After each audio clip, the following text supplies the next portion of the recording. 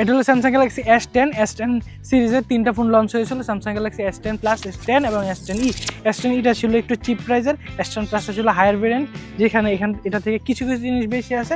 তার মাঝখানে 5G একটা অন্যতম ফিচার, এটার মাঝখানে 5Gটা নেই, 4Gটা আছে। এই ফোনটার প্রথমে যে জিনিসটা আসবে সেটা হলো থিকনেস। এই থিকনেসের ফোন এখন পাওয়া মারাত্মক লেভেলে অসম্ভব, যদিও এখন নতুন ফোনগুলোতে স্যামসাং S25 এজ নামক চিকন ফোন রিলিজ করছে, তবে এটা খুবই নতুনভাবে শুরু হয়েছে, আগে ছিল না। তো এই ফোনটাতে আসলে আপনি চিকন জিনিসটা মারাত্মকভাবে ফিল করবেন। এবং পিছনে ক্যামেরা আছে 3টা। 2025 সালে এসে 3টা ক্যামেরা খুবই আধুনিক পর্যায়ে পড়ে, কারণ এরা এই ফোনটার আগে গেলে আপনি বুঝবেন, ফোন হাতে নিলেই ওল্ড ফিল আসবে অনেকটা।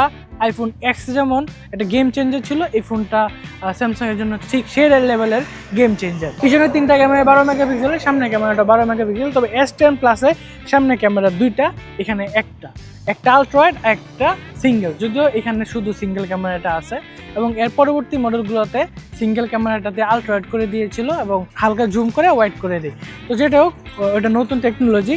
তো এই ফোনের 3টা যে ক্যামেরা আছে, আলট্রা ওয়াইড এবং টেলিফোটো হচ্ছিল 2x। ওয়াইড যে ক্যামেরাটা আছে সেটা দিয়ে আপনি 4K 60 FPS পর্যন্ত মুভ করতে পারবেন।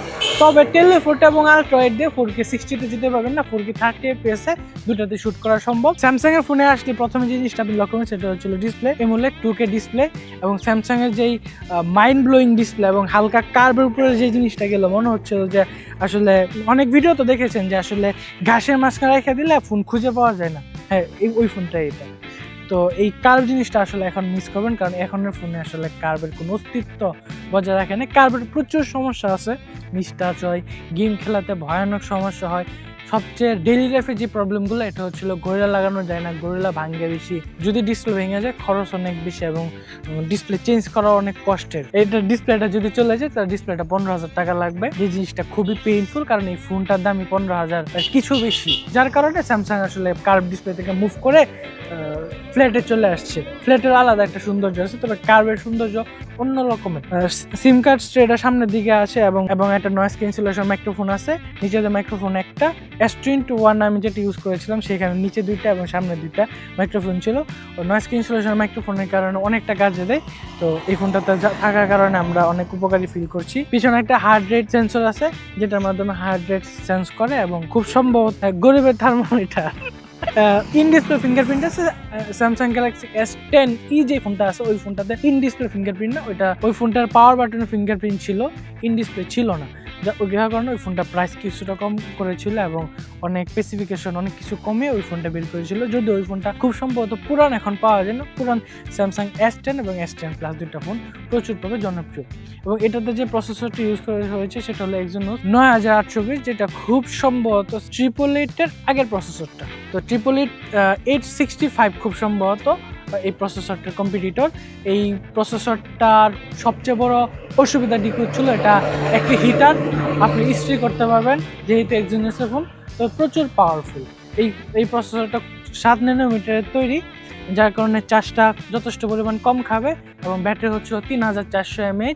তো দুইটা কম্বিনেশনে আপনার ডেইলি ইউজে দিন রাত চলে যাবে এই ফোনটাতে, যদি না ডাটা ইউজ করেন। ডাটা ইউজ করলে সিনারিওটা চেঞ্জ হয়ে যেতে পারে এবং গেম খেলে 3 থেকে 4 ঘন্টা ব্যাটারি ব্যাকআপ পাবেন। Type-C পোর্ট আছে, 3.0 এবং ডুয়াল স্টেরিও স্পিকার আছে। এবং ফোনটা দেখেন, ফোনটা ডাইনামিকই, কিন্তু এদিকটা কার্ভ হয়েছে, এদিকটা কার্ভ হয়েছে, মনে হচ্ছে একটা পাতা। এবং স্যামসাং এর অলওয়েজ অন ডিসপ্লে তো আছে। এই ফোনটাতে এখনো জোস গেম খেলতে পারবেন। 20-25 হাজার টাকা অন্যান্য অ্যান্ড্রয়েড ফোন থেকে পুরান ফোনে অবশ্যই ভালো গেম খেলা যাবে। 20,000 টাকার একটি এখনের লেটেস্ট ফোনের সাথে এই ফোনটা কিছু দিক দিয়ে পিছিয়ে যাবে।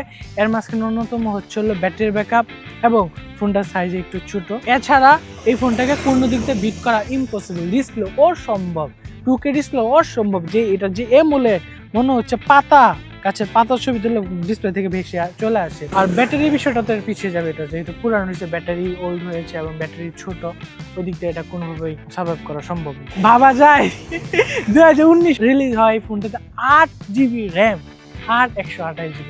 আপনাকে এই ফোনটা কোনোভাবেই আশাহত করার কোনো সম্ভাবনাই নেই। এই ফোনটাতে কিছু কিছু সফটওয়্যার অপশন আছে যেই সম্পর্কে আমি একটু আপনাকে বলে দিই, তাহলে খুব ফিলে থাকবেন। এই ফোনটাতে স্লো মোশনে ভিডিও করতে পারবেন এবং সুপার স্লো মোশনে করতে পারবেন, যেটা 960 fps পর্যন্ত সাপোর্ট করে। প্রো ভিডিও আছে যেটা কোনো কাজের না। এরপরে প্রো মোড আছে, যারা ছবি তুলেন অ্যাস্ট্রোগ্রাফি করেন তারা খুব শখ করে কিছু ইউজ করতে পারবেন।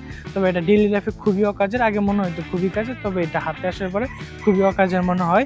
এর মাঝখানে পোর্ট্রেট ভিডিও আছে, পোর্ট্রেট ভিডিওটা শার্পনেসটা ধরে রাখতে পারে না এবং একটু ঝামেলা করে, যার কারণে প্রফেশনাল কাজে এটি ইউজ করতে পারবে না। তো ব্লাডটা কমিয়ে রাখলে খুব সহজে ইউজ করতে পারবেন। এই ফোনটাতে টেলিফোটো লেন্স খুবই ভালো কাজ করে। তো টেলিফোটো লেন্সে ওআইএস বা ইআইএস কোনোটাই নাই, যার কারণে শেকিনেস থাকে বেশি। স্টিল দাঁড়িয়ে থেকে যদি ছবি তোলেন তাই ওআইএস আপনাকে খুবই ভালো সাপোর্ট দেবে, এর চেয়ে ভালো সাপোর্ট হতেই পারে না। তো যেহেতু 2x পর্যন্ত আছে সেহেতু একটু কম ফিল করবে। ধন্যবাদ। আমার ভিডিওটা ভালো লাগলে লাইক, কমেন্ট, শেয়ার, সাবস্ক্রাইব করে দেবেন।